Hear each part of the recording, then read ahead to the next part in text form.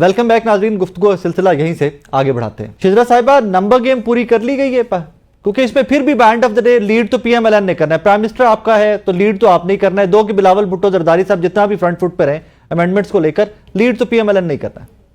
जी जाहिर है नंबर्स पूरे होंगे तो फिर ही आईनी अमेंडमेंट होगी, क्योंकि ये हम चाह रहे हैं, कोशिश भी हमारी ये है कि ब्रॉड कंसेंसस भी हो और प्लस ये कि ऑब्वियसली 2/3 मेजॉरिटी जब हो जाएगी हमारी पूरी तो तभी ये होगा। और अभी इतनी तजवीजें जो आपके प्रोग्राम में आके दे रहे हैं, इनको चाहिए कि ये पार्टी है ना ऑपोजिशन में बैठी है, आईनी अमेंडमेंट्स की जरूरत तो है, ये भी आ जाए, आके वहां पे पार्लियामेंट में अपनी तजावीज दें ना। Parliament is the supreme law making body, वहां पे आए।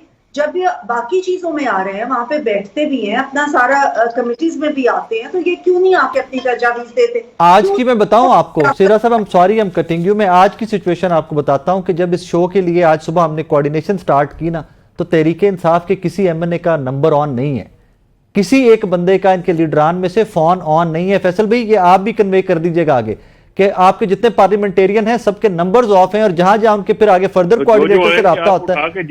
Thank you, that is what we were told, that is what we were told कि जनाब हमने इसलिए नंबर बंद किए हैं कि उठा के अंदर डाल दिया जाएगा। तो ना सड़कों पे यही तो कर रहे हैं, करें, पार्लियामेंट में आके पार्लियामेंट की सियासत करें, जो इनके एजेंडा है वो पार्लियामेंट में पेश करें।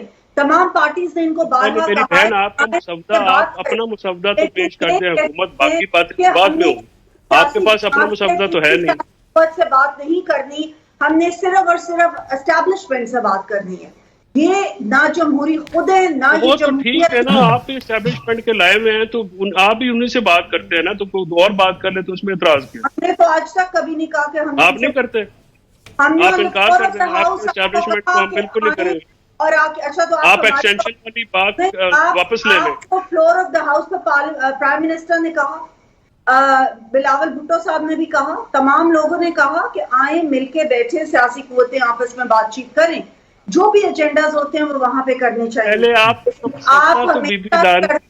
मुसवदा टेबल होगा। As a matter of fact Faisal भी एक सेकंड, शिजरा साहिबा, मुसवदा देखा है किसी ने? मैं जितने सेनेटर, जितने पीएमएलएन के लोग, वुज़रा इवन, उनसे भी डिस्कशन जब करते हैं तो कहते हैं यार हाँ मुसवदा है, हमें भी पता है मुसवदा है, देखा किसने है, बनाया किसने है, ड्राफ्टिंग किसने की है, ये किसी को डिटेल्स पता है अभी तक? देखिए, जो हमारी लॉ मिनिस्ट्री है, लॉ मिनिस्ट्री में चल रहे हैं, अब बाकी पार्टीज के पास भी मुसवदे, तमाम एक दूसरे के साथ डिस्कस मुसवदे कोई कर रहे हैं ना। अब ये जो रोज डिस्कशंस हो रही हैं, एक दूसरे से मीटिंग्स हो रही हैं, वो मुसवदे कोई डिस्कस कर रहे हैं ना। तो मौलाना साहब तो कहते हैं कि मुसवदा इनके पास होता नहीं है, ये तो आके मिन्नतें करते हैं। अब मौलाना साहब वो तो अभी भी यही कहते हैं कि जनाब हमारे पास तो लास्ट नाइट तक कोई मुसवदा नहीं था, एक ब्लैक पेपर था। वो तो मौलाना साहब के साथ बातचीत बड़ी देर से चल रही है। मौलाना साहब माशाल्लाह एक बड़े ज़ीरक सियासतदान है, हर चीज को देखभाल के उन्होंने एक चीज पे आना है, हम इस चीज की उनकी कदर करते हैं। वो हमेशा जमहूरी कोतों के साथ दिया उन्होंने, इस्तीफा भी देंगे इंशाल्लाह। आप अपनी बात, आई विश एंड प्रे कि तमाम हुकूमती जमातें जमहूरी कुव्वतों का ही साथ दें। I wish and pray. Qadir Mandokhel साहब, जमहूरियत की जब बात आती है तो पीपल्स पार्टी ऑब्वियसली आइन बनाने वाले, और फिर उसके बाद कुर्बानियां पीपल्स पार्टी के एवरीथिंग। एक खबर मैंने अपने पहले दोनों मेहमान उनसे भी उसके ऊपर कमेंट लिया है, बानी पीटीआई की बहनें रोड पर खड़े हुए उनको गिरफ्तार किया गया था सर, किसी सच एक्टिविटी में नजर नहीं आई कि जो एफआईआर और जो उनके ऊपर दफात लगा दी गई है। Sir, do you support that kind of fact? देखिए, आपको सिर्फ एक चीज को नहीं देखना है, आपने और आज तमाम चीजों को उनका बैकग्राउंड देखना है। और मुझे नहीं इल्म कि एफआईआर में क्या दफात और किस के कानून के तालिब इल्म पिछले 30 साल से प्रैक्टिस कर रहा हूँ, तो वो जो एफआईआर का जो मतन है उसको देखना पड़ेगा कि आखिर उनके ऊपर क्या इल्जाम है और क्या उन्होंने ऐसा काम किया है। तो यकीनन आपकी बात दुरुस्त है कि खवातीन क्या कर सकती है, लेकिन अब वो पुलिस का जो एफआईआर है वो देखना पड़ेगा कि उनके पास क्या मुवादा है। मिसाल के तौर पे ये 17 गाड़ियां पकड़ी गई है और उनके साथ एहलकार भी पकड़े गए, पुलिस वाले भी पकड़े गए, 120 अफगान बाशिंदे भी पकड़े गए। तो ये सारी चीजों का, और फिर एक पुलिस वाली की मौत हो गई है, शहादत हो गई है, किसके कहने पे हुआ, सेक्शन 109 के तहत इमरान खान साहब को डाला है जहां तक मेरी मालूमात है। तो ये सारी चीजों को तो एक साथ देखना पड़ेगा और बाकी जो कानून है यहाँ हमारे मुल्क में वुमेन प्रोटेक्शन एक्ट है 2016, वहाँ यकीनन खवातीन को वो मराहत हासिल है मर्दों के बनिस्बत, तो उसका बेनिफिट लिया जा सकता है। उनके वकील सारे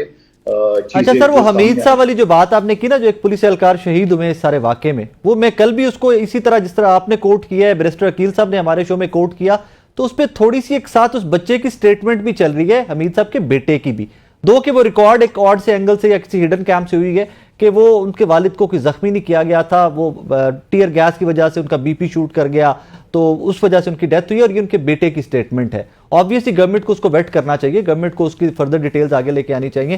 फैसल साहब, ये इसकी एफआईआर भी होगी वैसे आप लोग की लीडरशिप ये मैं जवाब दे दूं इसका? जी जी प्लीज प्लीज प्लीज।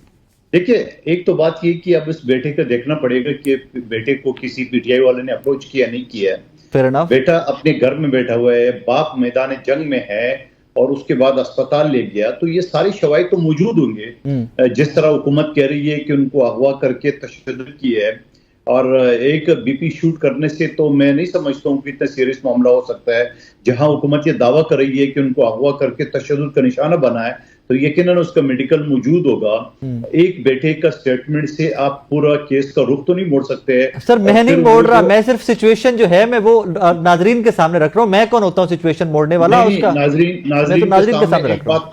नाजरीन के सामने एक बात और भी रखें जी, अगर वो बेटे की बात माना भी जाए जी, तो वो टीयर गैस या आंसू गैस जिसे कहते हैं, तो वो तो मुजाहिरीन पे फेंका जा रहे, पुलिस वाले अपने आप पे तो नहीं फेंकते। सर वो मैं तो फील्ड में था सर, मैं उस दिन फील्ड में था, हवा का डायरेक्शन ऐसी थी सर। मैं कादिर साहब I was in the field that day, मैं फील्ड में था उस दिन, मैं रिपोर्ट फील्ड से करता रहा हूँ। हवा की डायरेक्शन यूं बदल रही थी कि जहां से पुलिस शेल फायर करती थी वापस टीयर गैस भी उधर आ रही थी। So it was happening that day. हो सकता है कि मुजाहिरीन भी tear gas. Inquiry sir, inquiry is the way out, inquiry is the way out sir, inquiry is the way out, inquiry होनी चाहिए, उसकी भी इंक्वायरी होनी चाहिए। फैसल साहब इसकी भी इंक्वायरी होनी चाहिए ना। मैं वैसे कादर खान जो है वो समझदार वकील है, लेकिन कादर खान ये कह रहे हैं कि बेटे की स्टेटमेंट के ऊपर बाप का केस नहीं बने, तो वारिस कौन है कत्ल के मुकदमे में? अगर फैमिली नहीं होती, अगर बेटा नहीं है, तो क्या कादर खान और मेरी स्टेटमेंट के ऊपर चलना है? जाहिर है जो उनकी फैमिली है उन्हीं की स्टेटमेंट पे चलते हैं ना। और उनको जो है, अगर वो अस्थमा के मरीज थे और वो छुट्टी मांग रहे थे और छुट्टी देने की बजाय उनको ड्यूटी पे भेज दिया जहाँ पे उनकी तबीयत खराब हुई, और वो जो सारी बात आपने राय साहब की है, तो ये तो बात जो है इस पुलिस की तफ्तीश पे कौन मानेगा? जो है ये अगर वो छुट्टी मांग रहे थे, उनको बजाय छुट्टी देने के वाज एस्थमेटिक, तो उनको वहां पे भेज दिया, और वो जो भी टीयर गैसिंग का जो पता लग रहा है, जो कह रहे हैं, तो बेटी की स्टेटमेंट बड़ी इंपॉर्टेंट होती है और वारिसों की स्टेटमेंट ही कत्ल के मुकदमे में बहुत इंपॉर्टेंट होती है।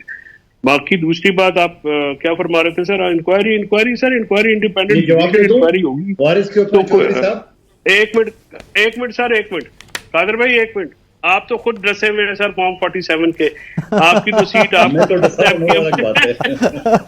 ये कादर खान मेरा भाई है, मेरा वकील भाई है, इसकी सीट छीन ली एमक्यूएम वालियों ने। मेरा इस पे एहतजाज, मेरा तहरीके इंसाफ पीपल्स पार्टी के में एहतजाज। अभी आप जो ना सियासी खेल खेल रहे हो। नहीं साहब, वकील का भाई होता है, वकील की सियासत वकीलों तक। अच्छा फैसल भी थोड़ा क्लैरिफाई कीजिएगा, बाकी सीट छीनी एमक्यूएम नहीं है, ये छीन सकती है एमक्यूएम? कादर खान खुद कहते हैं फैसल वाडा साहब ने इनको बताया कि तेरी सीट एमक्यूएम के पास चली गई है। क्यों कादर भाई, आपने हर शो में ये बोला है? जी बिल्कुल, इलेक्शन से पहले मुझे फैसल वाडा साहब ने बताया कि आपकी सीट जो है ना वो मुस्तफा कमाल को दे दी गई है। मेरे 42,000 कैसे सर कादिर साहब नहीं समझ, कादिर साहब मैं बड़ा जमहूर पसंद हूं, प्लीज मुझे समझाइएगा कैसे पॉसिबल है कि सीट वोटिंग से पहले किसी को दे दी गई हो? सीट तो वोटर ने देनी है ना सर। अच्छा मैं आपके शो में भी कह रहा हूं जी, और फैसल वाडा साहब मुझे चैलेंज करे, कानूनी शहादत की आर्टिकल 164 चौधरी साहब समझते हैं जी, ये वीडियो जो ना एडमिसेबल है before any court of law. मुझे इलेक्शन से पहले फैसल वाडा साहब ने बताया आपकी सीट मुस्तफा कमाल को दे दी गई है। तो मैंने कहा कैसे दे दी गई है, उनको तो कुछ नहीं है, मैंने तो यहाँ बहुत काम करा है। लेकिन बाद में पता चला इलेक्शन वाले दिन के एक तरफ रेंजर्स खड़े हैं, दूसरी तरफ पुलिस खड़े हैं, और पोलिंग स्टेशन की छत पे 2 आर्मी वाले खड़े हैं, और मुस्तफा कमाल और उनके लोग असले समेत गए, जहां गेट पे हमारे कारकुनों ने वोट पकड़े गए, वो 25 से 30 हजार आज भी मेरे पास है, मौजूद है। मैंने इलेक्शन कमीशन में कंप्लेन की है, ना आज तक वो मेरे कंप्लेन एक्सेप्ट कर रहे, ना रिजेक्ट कर रहे, और पूरा इंटरनेशनल मीडिया ने उसको छापा। और फिर उसके बाद मेरे खिलाफ FIR भी कटा। आप सारे वाकई, मैं तो खुद विक्टिम हूं, सही कह रहे चौधरी साहब। लेकिन साथ साथ चौधरी साहब को बात को जवाब दूं, जो वारिस की बात की, चौधरी साहब ये सरकारी मुलाजिम है, यहाँ FIR या बेटे की मुद्दत पे बेटा गर्व होगा, ये रियासत की मुद्दत पे FIR कटी है, और रियासत की मुद्दत में वारिसों का ताल्लुक इतना है कि वो बख्श दे, वो उसके साथ कंप्रोमाइज करे, मगर स्टेटमेंट किसी गवाही पे घर पे बेटे बच्चे की स्टेटमेंट पे FIR न खत्म हो सकती है, न बन सकती है। हाँ, जो पुलिस ने कहा, एक पुलिस ड्यूटी पे था, यकीनन उनके पास शवाहिद होंगे, लेकिन दूसरा हिसाब ये भी देख लें कि उस बेटे को प्रेशराइज भी तो किया जा सकता है, हो सकता है बेटा खुद ही PTI का कारकुन हो। Thank you very much, thank you. नाज़रीन, आज का इस दुआ के साथ इजाजत दीजिए कि कोई भी अमेंडमेंट, कोई भी लेजिस्लेशन, कोई भी day to day business assembly का, क्योंकि असेंबली नहीं, आपके और मेरे लिए कानून बनाना है, उसका मुद्दा सिर्फ पाकिस्तान हो, पाकिस्तान के अवाम हो, ना कि अपने इक़्तिदार के दवाम के लिए काम हो। और इसी दुआ के साथ इजाजत दीजिए कि इंशाल्लाह डेज टू कम पाकिस्तान की बेहतरी के दिन ही। अपना बहुत सारा ख्याल रखिएगा, दुआ में याद रखिएगा। अल्लाह हाफिज़।